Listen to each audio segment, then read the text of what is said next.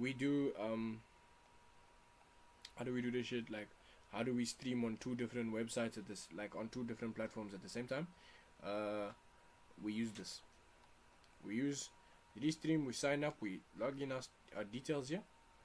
Then we toggle which lanes we want to use, and then we begin there. That's what we do. That's what we do. That's what we do. But on some G shit, let's go back to Duke Dennis. What he's doing, bro. Chat. The insane story of Young Thug. I wanna watch this. Kanika, you watched that documentary, no? Is it good? Is it worth reacting to? Okay. Chat, we're reacting to insane story of Young Thug first. Someone has to be offside. Who are the most influential artists of all time? Whoa. Some people might say Whoa. Tease me, baby. Oh my god.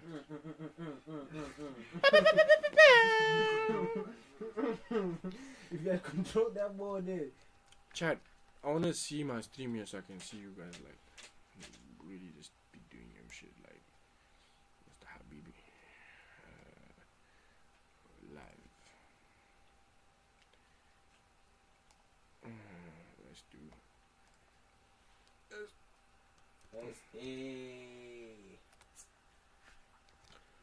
Like I'm riding in the boat. How many times now, bro? Seen 3 defenders when I have 4 here. Chat, my shit ain't pulling up, I don't know. Let's connect this. Ameliana. Hey, you will not say too much before Drake thinks I'm talking to him. Bro, I swear I had one more defender, bro. There we go, we're active, sure active. Yes. There's nothing going on in the chat. Where can we see the viewership? Chat, where do we see the viewership? Whoa!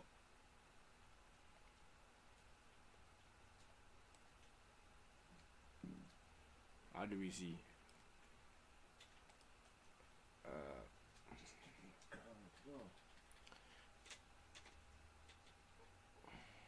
Morgan Rogers scoring. How we do? Okay, we'll just go on here and see how much people are watching. Chat, I switched off the stream on Twitch. Go to the YouTube, bro. As you can see, there's the YouTube. Right here, chat. There's the YouTube. If you guys want the YouTube again, here's the YouTube right here. Here's the YouTube right here, chat. Here's the YouTube right here. Teach me, baby. All your answers, believe me, baby. Anyways, let us begin. You stupid. Okay, we're reacting to Young Thug documentary. Let's really see what this guy's about, what he does for a living. Because I've actually never heard of Young Thug before. Really wanted to know who this guy is. Who are the most influential artists of all time? Some people might say Van Gogh, the man who pioneered the future of art with bold, expressive colors and emotional paintings of the French countryside. Other people might Comparing Young Thug to Vincent Van Gogh has to be one of the most far-fetched things I've ever heard in my life. Where do we go? say Prince, the flamboyant, androgynous guitarist with the voice of an angel. Other people would say the Beatles, the rock band who transformed popular music forever with their innovative songwriting and production. And some people would say Young Thug, the rapper from Atlanta who Young Thug most into Young Thug, where we said Prince, who was arguably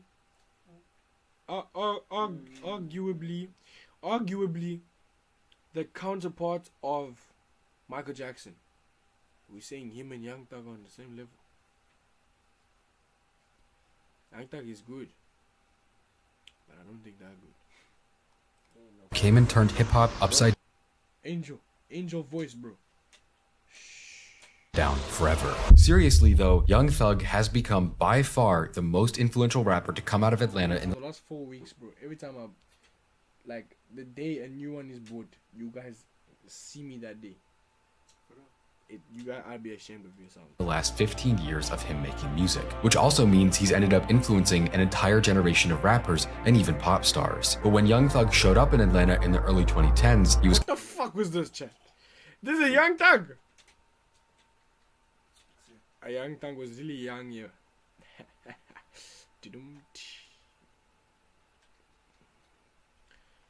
Let's see how much viewers we have.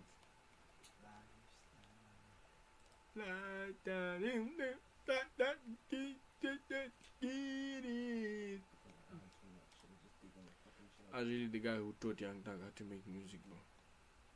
And he knows it. I taught Young Thug how to make music and he knows it.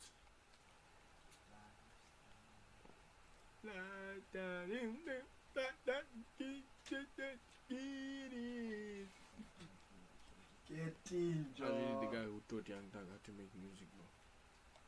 And he knows it. I taught Young Thug. Chat, let us begin. quickly rejected by the outside world. His music was massively weird, if not just downright incomprehensible.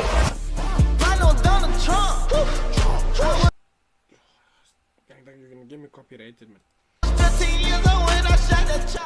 But just like Van Gogh, whose style was considered illegitimate during his lifetime, or the Beatles, who were mocked and laughed when they first came out, Young Thug is yet another example of a powerful artist being considered nothing but a joke when they first come onto the scene. So the question is, how did Young Thug transform from a misunderstood outsider into one of the most influential artists alive? And how did he go from the most violent housing projects to fine art museums around the world? Why is he one of the most influential but still misunderstood artists of our time, both literally and metaphorically? This is the story of Young Thug. In the summer of 1991, a kid named Jeffrey Lamar Williams was born on the south side of Atlanta, Georgia. And the Atlanta he was growing up in the 90s and 2000s was a place of extreme energy. On the one hand, it was becoming the center of the new era of hip-hop. When Jeffrey was a baby in 1994, Outkast dropped their debut album, and after years of the East and West Coast dominating the airwaves, Atlanta exploded with creative energy. The city became the capital of unique, expressive personalities telling colorful stories about street life in a way that had never been done before. But on the other hand, the street life that served as the source of inspiration for the city's rising stars was a whole other story. Once being called the city in a forest with 48% of the city's land being covered in trees, Atlanta has always had a unique layout. That can mean beautiful, wealthy neighborhoods with mansions and parks throughout the city, but on the other side of the coin, its most dangerous areas are often called dark and menacing. Combining the countless secluded winding streets with Atlanta's long history of racism and redlining, and what you get is some of the most infamous ghettos in modern America. And one tiny island in Atlanta's sea of trees was Jonesboro South, the housing project that— Jonesboro South. Coming out of Jonesboro South. Lifetime goes. Yeah, chat. A Young Thug deserve to make it, bro. How can you come from living here, bro? I feel you, Young Thug, bro. Young Thug, bro. I know, like, none of your fans have ever told you that they're proud of you, bro. But I'm proud of you, Young Thug, dude. I'm really proud of you, Young Thug, bro. You worked hard, bro. Keep going, bro. Keep going, bro. Don't ever come back down here again, bro. Don't ever come back down here again, bro. Jeff and his 10 siblings would grow up in from birth. Jonesboro South was widely known as one of the worst places to live in Georgia, with everyday life being consumed by crime, addiction, and violence. With so much of the city being He's doing addiction. Shit. He's doing addiction now. Young Thug is doing addiction now. Today. He addiction. plagued by generational poverty, or— You see, Chad, where all the ads were, it's gone. I'll put y'all on game, bro. Y'all don't want YouTube ads anymore? Go to Brave. Wanna watch a live stream with no ads? Go to Brave. Simple as that, my guy. in decay and a lack of opportunities, hundreds of thousands of residents were left trapped in a cycle where making it out was an elusive dream. Young Thug— Yo, bro, look at these, bro. These guys lived like, bro. They lived in such a like tough lifestyle, bro. That like, think about it, bro. Like, Tell me what you see. like when you, man, that shit is really tough, bro. Like, look at this shit. Like to think about like making it out, bro. You could only dream, bro. Like you couldn't even say it, bro. Like, hey, I feel you, young Thai, dude. Lived in Jonesboro until he was 17, at which point they tore the entire place down and sent people to live somewhere else rather than try the monumental task of cleaning it up. He would later say, "There's nothing there now, just grass. We stayed until they closed it and started knocking down the buildings on the last day." As a little kid, even from his earliest memories, he's surrounded by things that most Americans have never experienced and will only ever see through a screen, if they're aware of it at all. He would later say, "Anything you see wrong with me came from the projects, Jonesboro South." With a thin but prominent scar on his right cheekbone, he says, "Jonesboro. You know how roaches look, and rats, right? It was worse than struggle.